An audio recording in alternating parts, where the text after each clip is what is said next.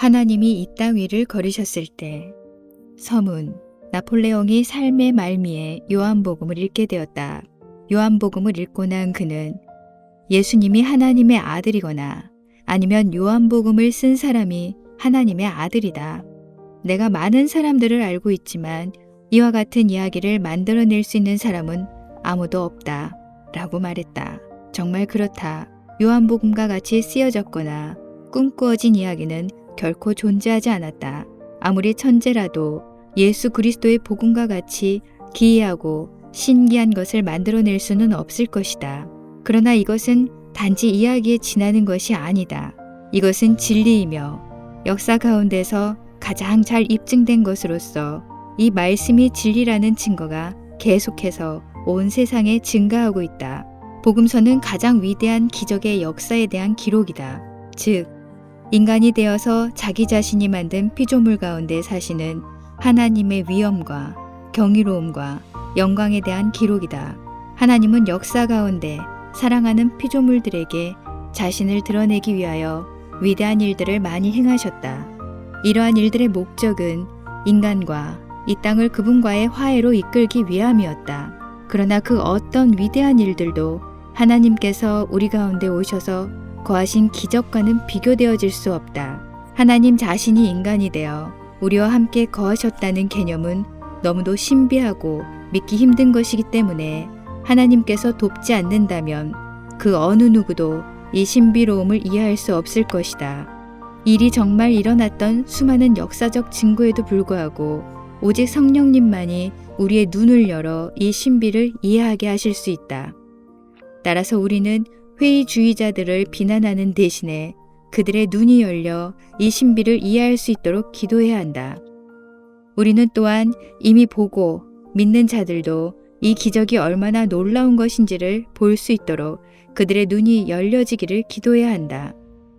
예수님을 통해 나타난 하나님의 사랑을 경험한 자들이 어떻게 이 사랑의 신비와 경이로움을 잊고 살아갈 수 있을까? 그 사랑을 진실로 경험한 사람들이 어떻게 우리의 영광스러운 하나님을 알리기 위한 열정으로 계속해서 불타오르지 않을 수 있을까? 그 이유는 우리가 어떤 식으로든지 모든 진리들 중 가장 위대한 진리에 우리의 눈을 닫고 현 세상에 더욱 집중하기 시작했기 때문이다.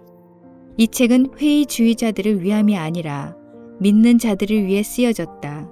이 책은 당신으로 하여금 이 기적을 사실로 믿게 하기 위하여 쓰여진 것이 아니라 이 기적이 얼마나 신비하고 경이로운지 그리고 우리 하나님이 얼마나 멋진 분인지에 대해 당신을 일깨우기 위한 소망으로 쓰여졌다. 우리의 하나님의 신비와 경이로움은 모든 역사적 사건들 중 가장 위대한 이 기적에 의해 영원히 입증되어졌다.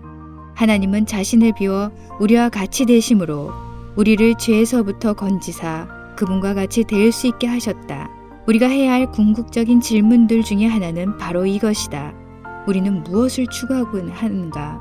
참 기독교인의 삶이 우리가 경험할 수 있는 가장 위대한 모험이며 가장 높은 추구이다. 이러한 삶을 살고 있는가? 아니면 길을 잃고 이 세상의 일시적인 염려에 빠져 있는가? 당신이 현재 길을 잃고 이 세상의 염려에 빠져 있다 할지라도 다시 일어나서 당신의 참 집인 천상의 영역으로 날아오를 수 있다. 시대의 종말을 향해 나아감에 따라 천상과 지상을 연결해주는 이 다리가 점점 더 많은 사람들에 의해 발견되어질 것이며 초자연적인 것들이 그분을 믿는 자들에게 더욱더 자연스러워질 것이다. 하지만 우리의 목표는 단순히 초자연적 영역에 거하는 것이 아니라 그분 안에 거하는 것이어야 한다. 나는 이 책 안의 기적들 중에 가장 위대한 기적, 즉 인간이 되어 인간들과 함께 사신 하나님을 인간들의 관점과 천사들의 관점에서 묘사해 놓았다. 그렇다고 해서 나는 성경의 기록으로부터 어떤 것을 빼거나 혹은 성경의 기록에 어떠한 것을 더하거나 하지 않았다. 나는 다만 독자들이 영적이고 초자연적인 관점을 이해하는 데 도움을 주고자 하였다. 모든 기적들 중 가장 위대한 이 기적이 우리 믿음의 토대이다. 그리고 이 기적은 초자연적인 것이다. 참된 그리스도인은 초자연적인 삶을 살아간다. 이 책은 내가 거의 매주 특이한 예언적 경험들을 하고 있었을 때 시작되었다. 나는 때로 영계를 방문하게 되었고 이 땅에서 벌어지고 있는 큰 영적 전투를 포함하여 여러 가지 것들을 영적 관점에서 바라볼 수 있었다. 이러한 경험들은 매우 어렵고 종종 매우 두려운 것이었지만 또한 동시에 표현할 수 없을 만큼 경이로운 것이었다. 나는 미래에 관해 많은 것들을 보면서 매우 흥미로움을 느꼈지만 내가 가장 좋아하는 것은 언제나 역사였다. 모든 역사들 중 가장 위대한 것은 이 땅 위를 걸으신 예수님에 관한 기사이다. 한 번은 예수님께서 십자가에 달리신 사건을 실제로 경험하였다. 이 이야기는 내가 저술한 빛과 어둠의 영적 전투, 여기에 잘 기록되어 있다. 이 경험은 너무도 끔찍했기 때문에 그 후 수주 동안 난 멍한 상태로 지내야 했다. 나는 복음서를 좋아하며 그것들을 계속해서 읽고 있다. 적어도 1년에 한 번 정도는 복음서를 읽는 편이다. 그러나 내가 많은 독서를 통하여 얻은 십자가에 관한 감동은 그날 십자가의 경험을 통해 얻은 감동과 비교하면 아무것도 아니었다. 나는 예수님의 어머니 마리아와 그를 따랐던 많은 여인들, 그의 사랑하는 제자 요한이 거기에 서서 그들이 사랑하는 자가 고문당하는 것을 바라보는 엄청난 용기에 대한 생각을 멈출 수가 없었다. 하지만 이것보다 너의 관심을 더욱 사로잡는 것이 있었다. 사랑하는 아들에게 일어나고 있는 이 장면을 바라보는 하나님 아버지의 마음이 어떠했을까 하는 것이다. 나는 이것을 환상 가운데서 바라보면서 거의 참을 수 없을 지경이었다. 그런데 그들은 십자가의 사건을 그들 눈앞에서 바라보고 있었다. 그들이 어떻게 그것을 견딜 수 있었을까? 그것은 오직 사랑 때문이었다. 예수님께서 그것을 견디신 것도 오직 사랑 때문이었다. 십자가를 바라보는 경험 이후에 나는 그것을 결코 다시 보고 싶지 않았다. 그러나 또한 동시에 그 어느 것보다도 더욱 그것이 보고 싶었다. 내가 이미 말했듯이 미래의 일들을 바라보는 것은 참으로 흥미롭다. 그러나 나는 과거, 특히 예수님께서 이 땅을 거니셨을 때의 일을 바라보는 일에 더욱 이끌리게 되었다. 나는 주님께서 시간을 초월하여 거하신다는 것과 그렇기 때문에 그분이 과거뿐만 아니라 미래까지도 알고 계신다는 것을 이해하게 되었다. 나는 주님께서 나를 성령으로 이끌어서 미래의 사건들을 보여주신 것과 같이 과거를 보여주실 수 있는지 물었고 주님께서는 나의 요구에 응답하셨다. 이 책이 바로 내가 그러한 시각으로 본 것들의 일부로 구성되어 있다. 이 책의 내용은 복음서의 기록에 어떤 것을 더하거나 삭감하지 않았다. 그랬다면 이 책의 내용은 진리와 거리가 먼 어떤 것이 되었을 것이다.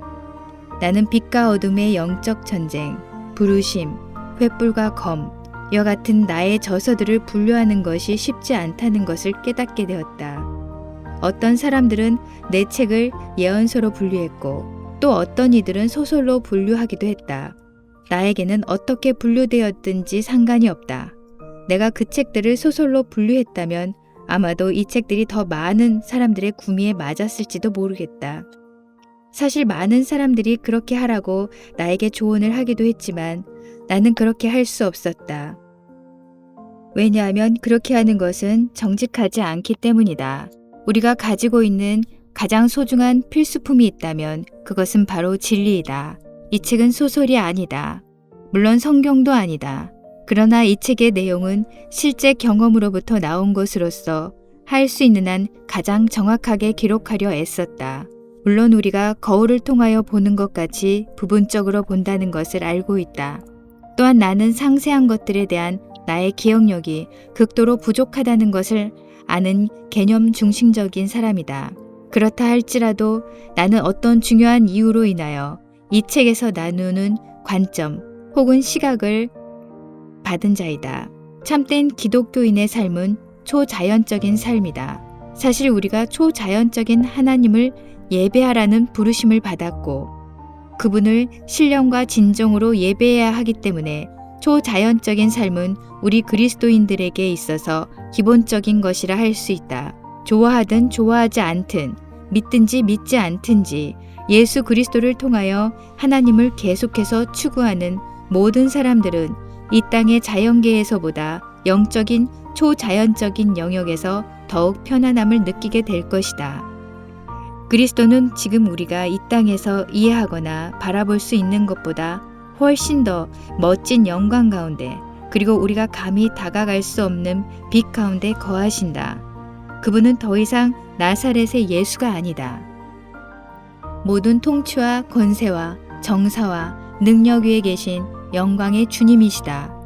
곧 그분이 이 땅에서 사셨던 삶과 그분이 견뎌내셨던 십자가, 그분이 누구인가에 대한 가장 위대한 계시, 여기에는 특별한 것이 있다. 주님께서 과거에 행하신 것을 바라보는 궁극적인 목표는 지금 그분이 앉아 계신 곳에서 그분과 관계를 맺기 위함이다. 내가 이러한 자연적이고 영적인 시각을 가지고 주님께서 행하신 일들을 바라볼 수 있었을 때에 주님과 나와의 관계에 큰 변화가 있었다. 또한 그러한 시각을 통하여 큰 도움을 얻게 될 것이다. 진짜 세상은 이 땅의 영역이 아니라 영적 세상이다.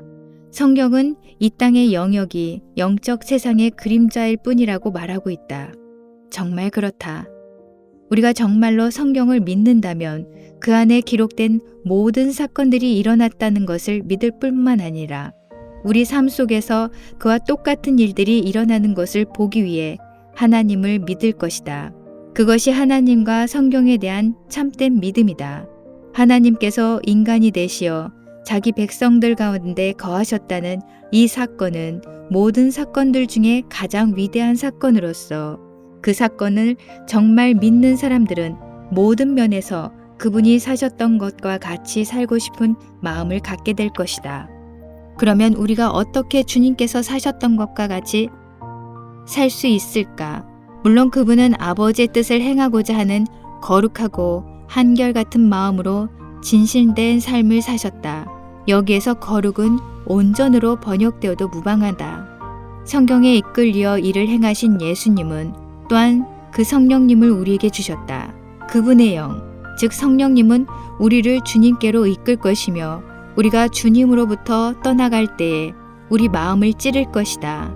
그분의 영이 우리 삶 가운데에서 그분의 품성을 자라게 할 것이며 우리가 그분이 행하신 것과 똑같은 일들을 할 수 있도록 능력을 주실 것이다. 이 한 가지 사실이 우리를 생명의 길에서 벗어나지 않고 항상 승리하는 삶으로 이끌 것이다. 성령께서 우리 안에서 행하시는 모든 것들은 결국 예수님에 관한 것이다. 우리로 하여금 그분을 보고 그분을 알고 그분을 따르며 그분과 같이 되어 그분이 행하신 것을 하게 하는 것이 성령님의 일이다. 이것이 우리 삶의 궁극적인 목적이다. 우리 삶 속에서 일어나는 모든 다른 것들은 우리의 궁극적인 목적이 성취되어질 수 있도록 돕는 역할을 할 뿐이다. 이 책에 쓰여진 목적이 성취된다면 모든 사건들 중에서 가장 위대한 이 사건을 더 깊이 이해하고자 하는, 즉 하나님이 어떻게 인간이 되셨고 어떻게 이 땅 위를 걸으셨으며 지금은 어떻게 우리를 통하여 인간이 되시고 이 땅 위를 걷고 계신지를 알고자 하는 커다란 열망함이 우리 안에 부어질 것이다. 예수님은 이 땅 위를 걸으셨을 때에 행하셨던 것과 똑같은 일들을 지금 우리를 통하여 행하고 싶어 하신다. 이 세대가 끝나기 전에 예수님께서 행하셨던 일들과 그분이 행한 것보다 더 큰 일들을 행하는 자들이 나타날 것이다. 그들은 예수님께서 이 땅의 삶을 사셨던 것과 같이 살 것이다. 왜냐하면 지금 하나님 보좌 우편에 앉아 계신 예수님께서 성령을 보내어 그를 따르는 자들 안에 거하게 하셨기 때문이다. 하나님의 영광은 아름다운 색깔들이나 천상의 음악과 같은 것들을 훨씬 뛰어넘는 것으로서 예수님의 본질에 관한 것이다. 다윗 왕은 하나님께서 이스라엘 백성들에게는 그분의 행사를 보여주셨지만 모세에게는 그분의 길을 계시해 주셨다고 말한다. 나는 하나님의 행사들, 특히 기적들을 보고 싶어 한다. 그러나 그분의 길, 즉 그분이 행하시는 것을 왜 행하시는지를 아는 것이 훨씬 더 귀한 보물이다. 하나님께서 우리를 사용하여 그분의 일들을 행하실 수 있도록 우리가 하나님을 알고 그분의 길을 알며 또한 그분과 연합하고자 하는 이것이 우리가 추구할 수 있는 최고의 목표일 것이다. 이 세대가 끝나가고 주님께서 친히 권세를 가지고 이 땅을 다스릴 세대가 다가오고 있는 지금 영계와 자연계 사이의 다리는 그리스도인들의 생존을 위해 필수적이고 중대한 진리가 될 것이다. 우리는 혈과 육에 대항하여 싸우는 것이 아니라 영적 권세자들과 싸움을 벌이고 있으며 이 싸움에서 승리하기 위해서는 반드시 이 진리를 이해하고 있어야 한다. 하나님은 우리 그리스도인들에게 강력하고 영적인 무기를 제공해 오셨다. 우리는 하나님을 섬기는 여정 속에서 혹은 빛과 어둠의 전투에서 혼자가 아니다. 우리는 천사들과 협력하고 있으며 이 천사들의 주 목적은 구원의 상속자들을 섬기는 것이다. 신약 성경은 우리에게 천사들을 인식할 뿐 아니라 그들을 이해하고 심지어 때로 구약 성경의 성도들과 같이 그들을 환대하라고 촉구한다. 천사들을 환대한다는 말은 단지 그들을 극진히 맞이할 뿐만 아니라 이 땅에서 하나님의 목적을 이루기 위해 그들과 우리의 협력 관계를 더욱 확고하게 한다는 것이다. 하나님은 그의 천사들을 사랑하시며 천사들 또한 하나님과 우리를 사랑한다. 천사들은 하나님의 계획 속에 큰 역할을 맡고 있다. 우리는 그 역할에 관하여 지나치게 관여해서는 안 되지만 그들과 우리의 협력 관계를 더 잘 이해할 필요가 있다. 이것이 자연계와 영계를 연결해주는 다리를 건설하는 한 부분이다.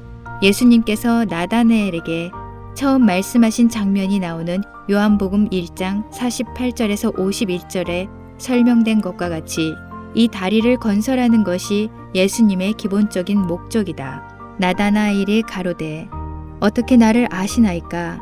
예수께서 대답하여 가라사대 빌립이 너를 부르기 전에 내가 무화과 나무 아래 있을 때에 보았노라.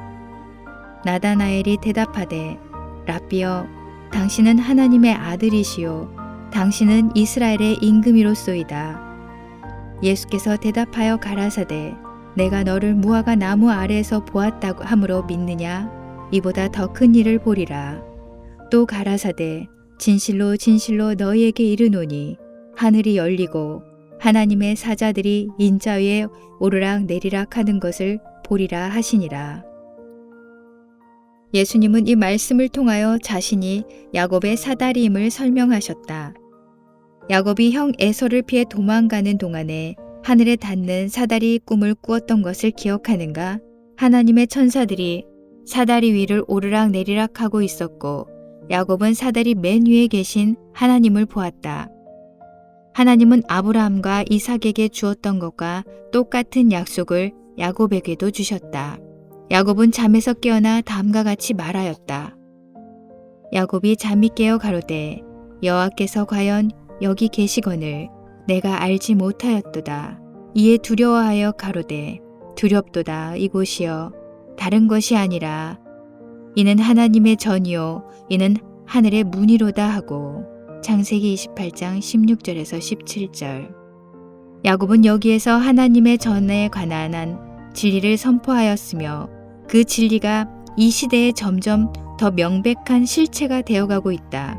하나님의 전이 하늘의 문이다. 하나님의 전인 교회가 하나님의 천사들이 천상으로 올라갔다가 하늘의 실체를 증거를 가지고 내려오는 하늘의 문이라 불려진다. 이것이 예수님께서 이 땅을 거니셨을 때에 행하셨던 것이었다. 예수님은 또한 지금 우리를 통하여 이 일을 하고 싶어 하신다. 요한계시록 4장 1절을 보라. 이 일 후에 내가 보니 하늘에 열린 문이 있는데 내가 들은 바 처음에 내가 말하던 나팔 소리 같은 그 음성이 가로되 이리로 올라오라. 이후에 마땅히 될 일을 내가 네게 보이리라 하시더라. 이 문은 지금도 열려 있다. 하나님은 우리에게 그분이 앉아 계신 곳에 올라와서 그분과 함께 앉자고 신호를 보내고 계신다. 참된 그리스도인의 삶은 자연계에서보다 영계에서 더욱 편안함을 느끼거나 이러한 방향으로 나아가는 삶이다. 우리는 우리 자연의 눈보다 영의 눈 혹은 마음의 눈으로 더욱 분명히 볼 수 있어야 한다. 참된 기독교는 초자연적인 것이다.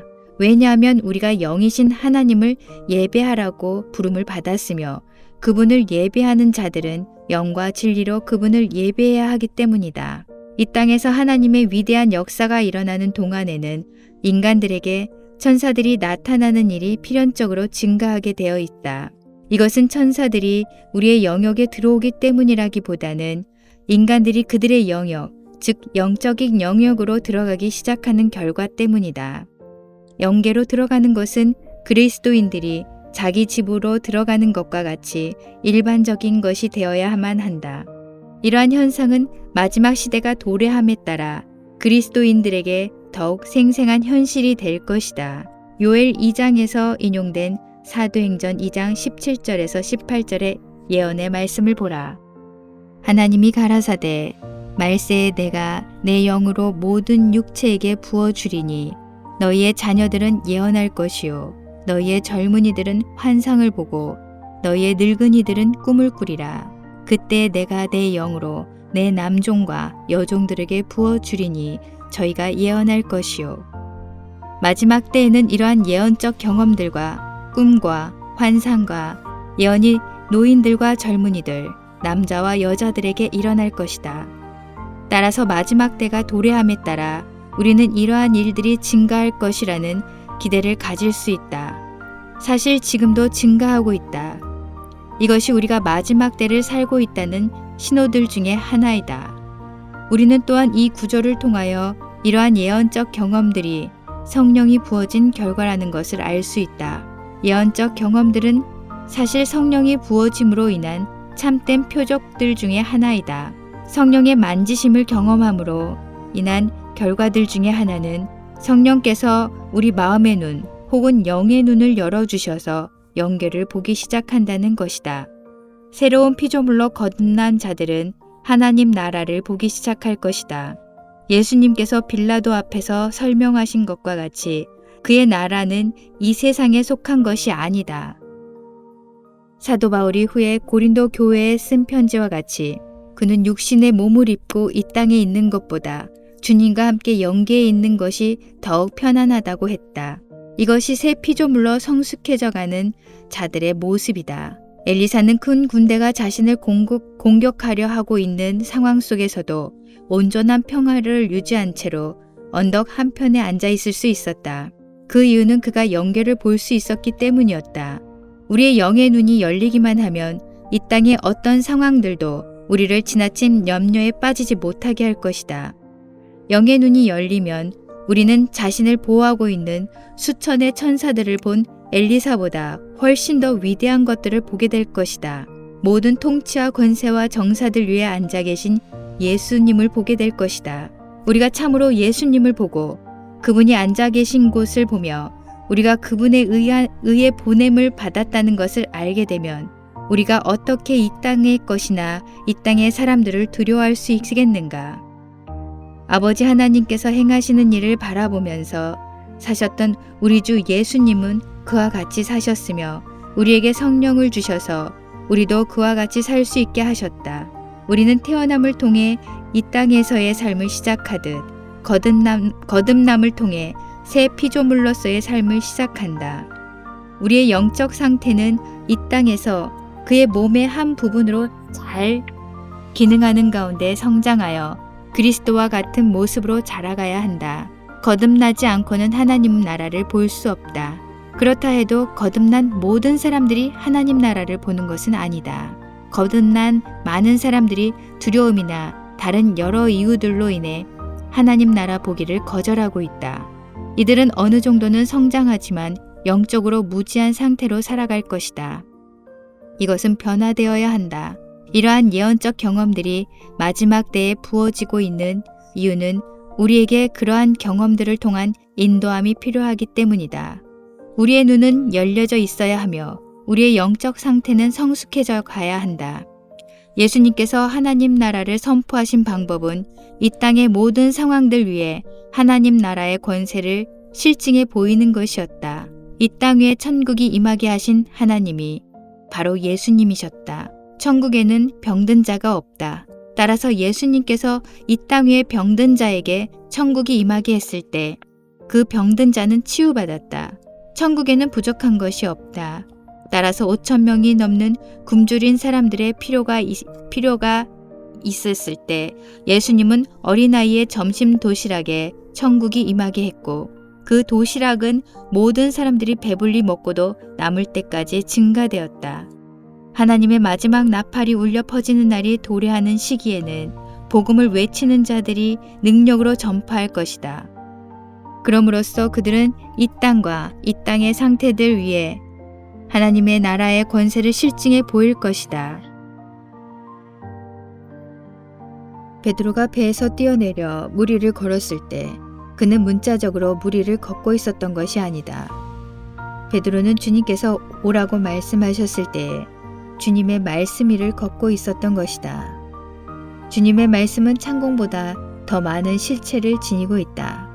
하늘의 왕이 산을 명하여 바다에 던져지라고 말씀하신다면, 그리고 우리가 하나님에 의해 이 일을 하도록 쓰임 받는다면 온 세상이 경악하게 될 것이다.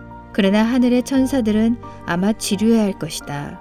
왜냐하면 그들은 이것보다 더 위대한 일들을 많이 보아왔기 때문이다. 그들은 하늘의 장막의 커튼과 같이 펼쳐지는 것을 본 경험이 있는 자들이다. 우리의 인간의 언어로는 하나님이 얼마나 위대하고 멋진 분인지를 제대로 묘사할 수 없다. 그분의 온유함이 전도에 미련한 것으로 하나님 나라가 선포되게 했다. 유대인들이 예수님께 하늘의 표적을 요구했을 때에 그들은 예수님께서 하늘에 어떤 신기한 기적을 행하기를 기대했다. 그들은 하나님께서 여호수아를 위해 행했던 것과 같이 태양을 멈춘다든지 혹은 인간으로서는 도저히 할 수 없는 그러한 성질의 어떤 기적을 기대했던 것이다. 주님은 물론 이러한 것들을 쉽게 행하실 수 있었다. 그러나 예수님은 그렇게 하는 것이 아직 하나님 아버지의 때가 아니었기에 그러한 기적들을 행하지 않으셨다. 하지만 이 시대가 끝나갈 무렵에는 이 땅 위에 천국의 권세가 그러한 기적들을 통하여 실증되어지는 것들을 볼 수 있을 것이다. 사도행전 2장 19절에서 20절의 본문이 이것을 분명하게 보여주고 있다. 또 내가 위로 하늘에서는 기사와 아래로 땅에서는 징조를 베풀리니 곧 피와 불과 연기로다. 주의 크고 영화로운 날이 이르기 전에 해가 변하여 어두워지고 달이 변하여 피가 되리라. 우리는 지금 하나님께서 헐리우드가 초자연적인 능력을 행하는 인간들에 대해 상상하는 것보다 훨씬 뛰어넘는 일을 행할 메신저들을 보내는 시기 첫 단계에 있다. 나는 많은 사람들이 한 번에 한 삽씩 떠서 산을 옮겨왔다고 가르치곤 했다. 그러나 주님은 내가 그렇게 가르친 것에 대해 꿈속에서 나를 책망하셨다. 주님은 심지어 작은 믿음을 가진 자들도 산을 명하여 바다에 빠지우라고 명할 수 있으며 그러면 정말 산이 그들에게 복종할 것이라고 말씀하셨다. 주님은 또한 주님의 말씀이 사실이라는 것을 증거하기 위해 이 세대가 끝나기 전에 이 일이 정말 문자 그대로 일어날 것이라고 말씀하셨다. 이러한 종류의 믿음과 능력을 행할 메신저들이 이 땅 위에 나타날 것이다. 그들이 이러한 능력을 행할 수 있는 이유는 볼 수 있기 때문이다.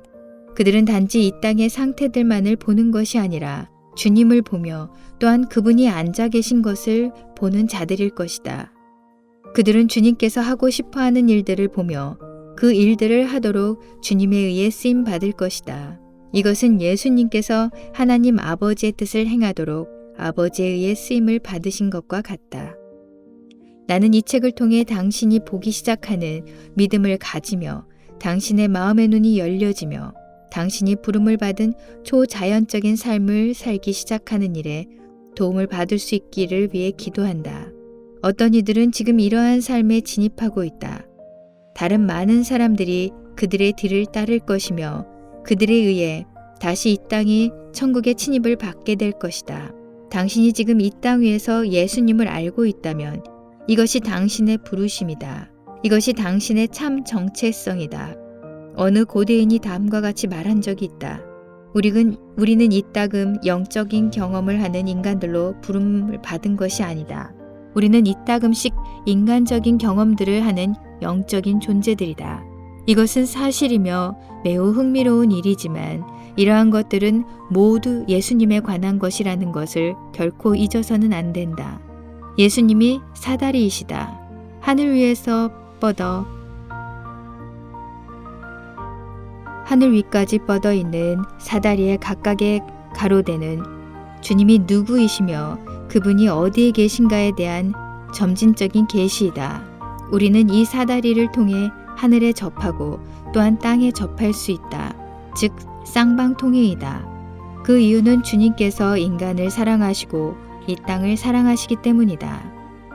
주님은 타락에 의해 야기된 모든 것들로부터 이 땅과 인류를 회복시키실 것이다. 주님은 구속과 화해와 회복의 사역을 하고 계신다.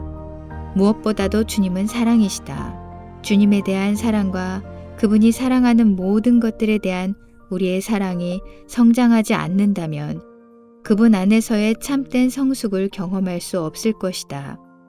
특별히 예수님의 신성을 계시하기 위해 쓰여진 복음서인 요한복음 1장에 기록된 것과 같이 예수님은 창조자이시며 또한 창조에 대한 이유이시다.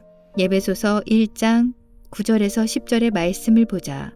그 뜻의 비밀을 우리에게 알리셨으니 곧 그 기쁘심을 따라 그리스도 안에서 때가 찬 경륜을 위하여 예정하신 것이니 하늘에 있는 것이나 땅에 있는 것이 다 그리스도 안에서 통일되게 하려 하심이라. 인간 최고의 목적은 그분 안에서 발견되어지는 것이다. 물론 이 땅을 거니셨을 때의 예수님을 아는 것은 하나님 전체를 인지하고 아는 것에 비하면 작은 일이다. 예수님은 더 이상 나사렛 예수가 아니시다. 그분은 영광의 주님이시다. 그분은 부활하셨고 우리가 육신을 입고서 이해할 수 있는 것보다 더 큰 능력과 영광 중에 앉아 계신다. 우리의 목표는 지금 현재의 주님을 보면서 그분과 교통하는 것이어야 한다. 그러나 이 땅을 거니셨을 때의 주님을 이해하지 않고는 거기에 도달할 수 없다. 그 당시에 주님을 이해하는 것은 현재 영광스러운 천상의 상태에 계신 주님을 이해하는 발판과도 같다. 이 책은 사실 그 발판을 제거하여 두 영역을 동시에 보기 시작하려는 시도이다. 우리가 안전하게 이렇게 할 수 있기 위해서는 오직 한 개의 문을 통과해야 한다. 그것은 모든 것들 안에서 주님을 보는 것이다. 예수님께서 이 땅을 거니셨을 때 그분을 알아보는 사람들이 거의 없었다. 심지어 그를 알아보았던 사람들 중에도 그분을 정말로 이해한 자들은 극소수에 불과했다. 우리 안에서 지금도 성령으로 역사하시는 그분을 인식하고 이해하는 것이 우리가 이 시대에 추구할 수 있는 최고의 도전이며 탐구이다. 나는 당신이 이 책을 통해 자극을 받아 이러한 궁극적인 탐구를 당신 인생의 초점과 즐거움으로 삼을 수 있기를 기원한다. 그분을 알고 그분의 뜻을 행하는 것이 가장 고귀한 목적이며 가장 높은 부르심이다. 내가 여기에서 쓰고 있는 것은 내 눈으로, 내 마음의 눈, 혹은 내 영의 눈으로 본 것들이다. 내가 그것들을 볼 수 있었던 것은 볼 수 있게 해달라고 주님께 요청했기 때문이다. 요한복음에는 또한 성경에서 가장 흥미있는 구절들 중에 하나가 기록되어 있다. 요한복음 21장 25절이다. 예수의 행하신 일이 이외에도 많으니 만일 낱낱이 기록된다면 이 세상이라도 이 기록된 책을 두기에 부족할 줄 아노라. 나는 천국에 이러한 책들을 소장하고 있는 도서관이 있다는 것을 알고 있다. 이 책들은 생명책이라 불린다. 내가 천국에서 누릴 수 있는 큰 기쁨들 중에 하나는 이러한 책들을 읽을 수 있는 것이리라. 그렇다 할지라도 예수님께서 행하신 다른 모든 일들에 대해 지금 축축하는 것은 우리에게 유익이 되지 않을 것이다. 복음서를 통해 우리가 얻을 수 있는 것들이 지금 우리가 알아야 할 필요가 있는 것들이다. 나는 복음서에 이미 쓰여진 것들을 영계의 시각으로 바라볼 수 있는 은총을 입었다. 그렇다고 해서 이 시각이 복음서의 이야기들에 어떤 다른 것들을 더한 것은 아니었다. 단지 다른 시각으로 바라보았을 뿐이다. 나는 이것이 모든 사람들에게 필요하거나 혹은 유익할 것이라고 주장하지 않는다. 하지만 나에게는 큰 도움이 되었다. 그렇지만 계속 써내려가기 전에 먼저 경고를 하고 싶다.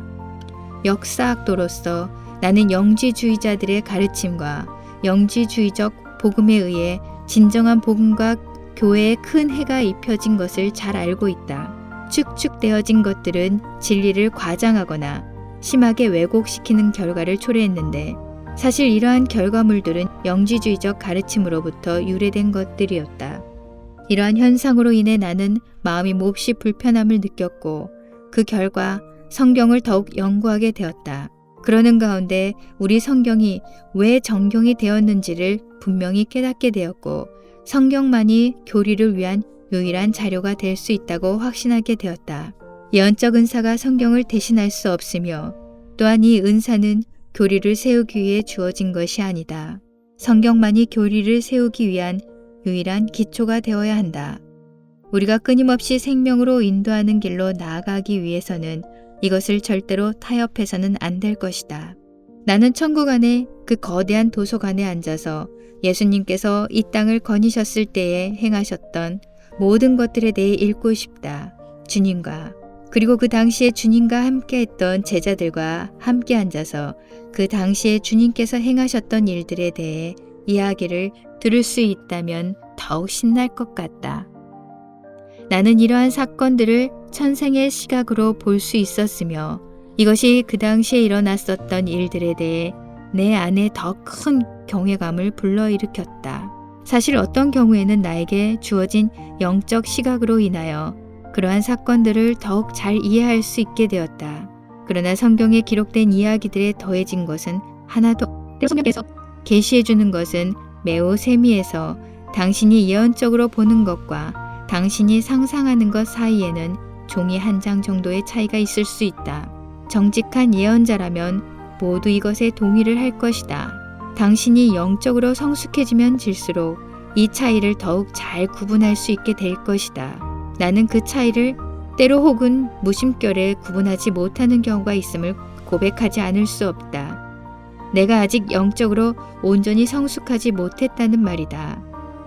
나는 내가 여기에 쓴 것이 계시적인 것이라고 생각한다. 하지만 독자들이 이것을 판단해 주시기를 바란다.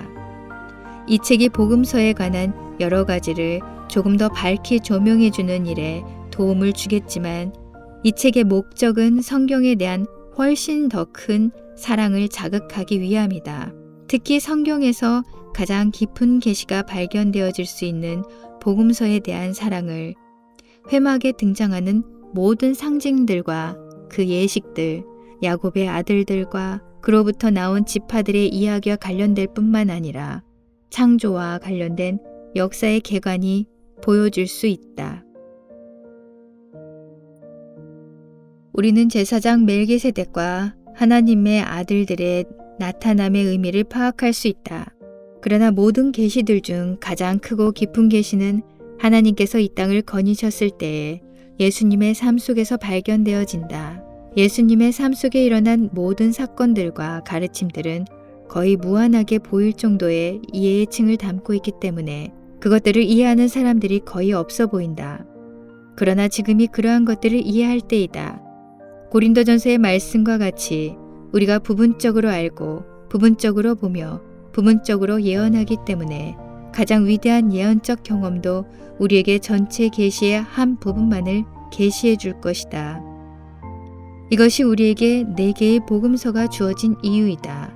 각 복음서는 한 부분만을 담고 있으며 주님께서 이 땅에서 행하신 행적들을 약간 다른 각도에서 계시해 준다.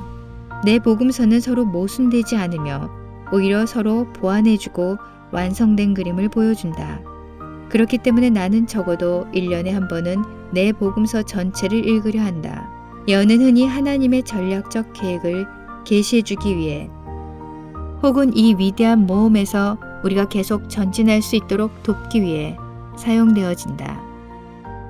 때로 예언은 우리의 지도라 할 수 있는 성경을 조명해주는 일을 돕기 위해 사용되어지기도 한다. 예언적 경험이 성경을 조명해주는 일을 어떻게 도와주었는지에 대한 좋은 성경적 신뢰가 베드로가 본 환상이다. 베드로는 온갖 종류의 피조물들이 들어있는 보자기가 하늘로부터 내려오는 것을 보았다. 주님께서 이방인들에게 빛이 될 것이라는 것이 성경의 명백한 가르침이었지만 교회는 그 계시가 베드로에게 임하기 전에는 이 진리를 이해하지 못하고 있는 것 같았다. 잠언 4장 18절의 말씀을 보자. 의인의 길은 돋는 햇볕 같아서 점점 빛나서 원만한 광명에 이르거니와 정상적인 그리스도인의 삶은 매일 빛이 증가하는 삶이어야 한다. 참 빛은 매일 그분에 대해 더욱 알아감으로 더욱 그분과 같아지고 그분의 일을 하는 데 있어 그분에 의해 잘 사용되어지도록 도울 것이다. 성경을 이해하는 층이 거의 무한대이기 때문에 그 안에 어떠한 이야기들도 진부해져서는 안 된다. 오히려 성경은 주 광맥을 담고 있는 광산과 같아야 한다. 금맥은 또 다른 금맥으로 이끌지만 금맥을 따라가는 목표는 주 광맥에 이르기 위함이어야 한다. 마찬가지로 우리가 성경을 이해하는 목표는 하나님께 더 가까이 다가가기 위함이어야 한다. 예수님께서 이 땅에 태어나신 사건은 창조 이후 가장 중요한 사건이었다. 이것은 너무도 위대하고 놀라운 기적이었기 때문에 하나님의 가장 위대한 경이로움을 목격했던 천사들, 그리고 심지어 피조물들도 깜짝 놀랐다. 그 이전에도 그리고 그 이후에도 하늘의 관심을 그렇게 사로잡은 적은 없었다. 하나님의 아들이 인간이 되어 비극적이고 타락한 이 땅 위를 걷는다는 것은 가장 높은 지위에 있는 천사들조차도 이해할 수 없는 것이었다. 그것을 이해하는 것이 하늘의 영역에서 할 수 있는 최고의 탐구였다. 마찬가지로 보는 자들, 즉 이 땅에서 가장 지혜로운 자들에게 있어서도 그것을 이해하는 것이 가장 위대한 탐구일 것이다. 이 사건 이전에 그렇게도 영광스러웠던 천국이 이 가장 위대한 기적의 경이로움에 의해 더욱 밝게 조명되어졌다. 마찬가지로 모든 삶은 우리가 이 기적을 이해하는 정도만큼 조명되어질 수 있다. 우리가 이 기적을 더욱 온전히 바라볼수록 우리의 마음의 눈, 혹은 우리의 영의 눈은 이 땅의 모든 것들을 하늘의 관점에서 볼 수 있을 만큼 더 크게 열려질 것이다. 하나님께서 이 땅에 오신 사건은 하나님의 사랑과 본질을 가장 잘 보여주는 영원한 사건이며 또한 모든 영혼들을 가장 안전한 항구, 즉 하나님과의 화해로 부르는 가장 확실한 신호이다.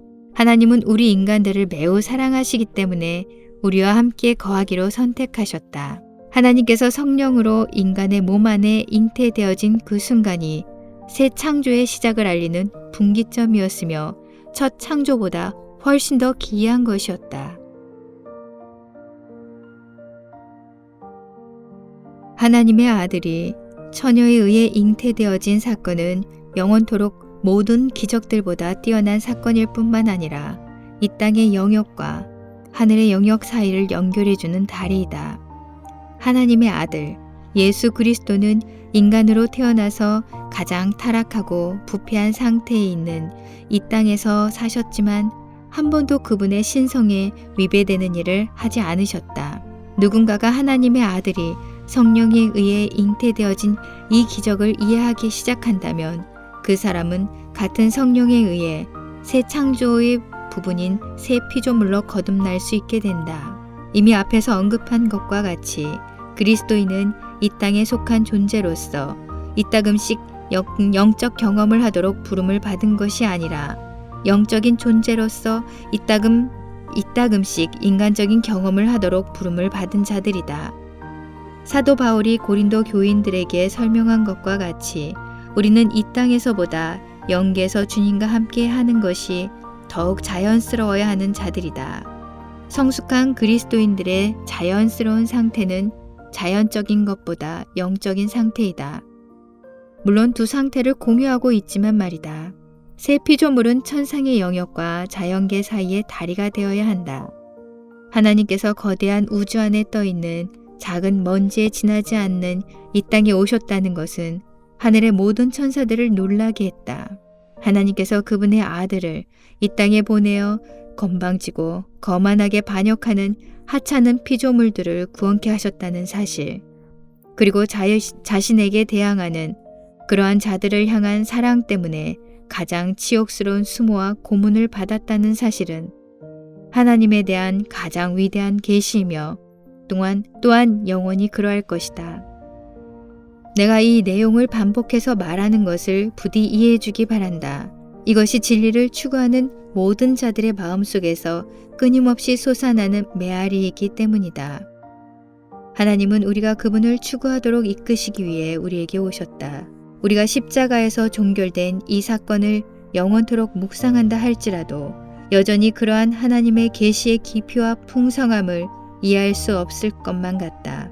하지만 우리는 그것을 볼 수 있는 정도에 따라 조명을 받게 되므로 조명받은 만큼 더 그것을 볼 수 있게 될 것이다. 인간의 궁극적인 목적은 하나님을 알고 그분과 교제하며 그분에게 기쁨을 드리는 것이어야 한다. 단 1초 동안이라도 하나님께 기쁨을 드리기 위해 소비된 인생이라면 참 가치 있는 인생일 것이다. 우리는 창조주만큼 더 흥미롭고 매력적인 것을 피조물 가운데서 찾아볼 수 없다. 다윗 왕이 놀라움 속에서 표현한 시편 8편 3절에서 4절의 말씀을 보라.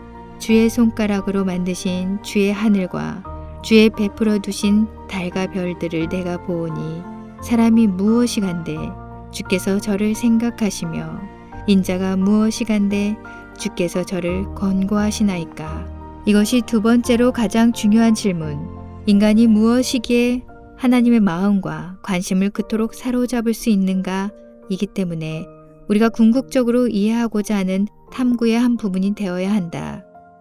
모든 인간이 가지고 있는 현재의 문제들과 흠들에도 불구하고, 아니 오히려 어느 정도는 그러한 것들 때문에 인간은 더욱 흥미로운 존재이다.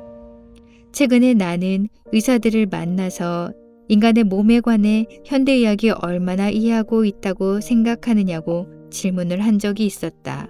그들이 지금까지 추정해 온 바에 의하면 30%에 지나지 않았다. 수백만 시간을 들여서 연구했음에도 불구하고 인간의 몸은 여전히 커다란 신비로 남아있다. 그리고 전문가로 여겨지는 자들에게 인간의 정신에 관해 현재 어느 정도 이해되고 있냐고 질문했을 때 그들 모두가 인간의 몸을 이해하는 정도에 지나지 않는다고 했으며 그중 한 사람만 5% 정도에 지나지 않는다고 말했다. 인간의 정신과 몸에 관해 이것이 사실이라면 인간의 혼과 영에 관하여는 정말 얼마만큼이나 이해하고 있을까? 인간에 관하여 이러한 것들이 사실이라면 하나님에 관하여는 정말 얼마만큼이나 이해하고 있을까? 하지만 이러한 낮은 퍼센트로 인해 낙심할 필요가 없다. 오히려 우리 안에 호기심이 일어나게 해야 한다. 우리는 영원한 배움을 고대해야 한다. 우리가 인간의 몸에 관해 30%의 사실만을 발견한다 할지라도 이 지식은 우리에게 많은 유익을 주었다. 인간의 정신에 관해 5%만 알고 있다 할지라도 이 지식 또한 우리에게 큰 유익을 주었다. 이 적은 지식이 우리에게 이만한 유익을 주었다면 그러한 지식을 더욱 많이 얻어감에 따라 우리가 얼마나 더 많은 도움을 얻을 수 있겠는가. 하나님은 자연적이고 영적인 우주가 계속해서 팽창하도록 창조하심으로 영원히 흥미진진하게 하셨다. 아름답고 기묘하게 만들어진 피조물들, 동물들, 식물들, 그리고 지구를 누가 사랑하지 않을 수 있겠는가. 그러나 인간은 더욱 흥미롭고 기묘하다. 그렇다 할지라도 우리는 하나님을 아는 것이 궁극적이고 가장 흥미로운 탐구이며 보물이 되어야 한다.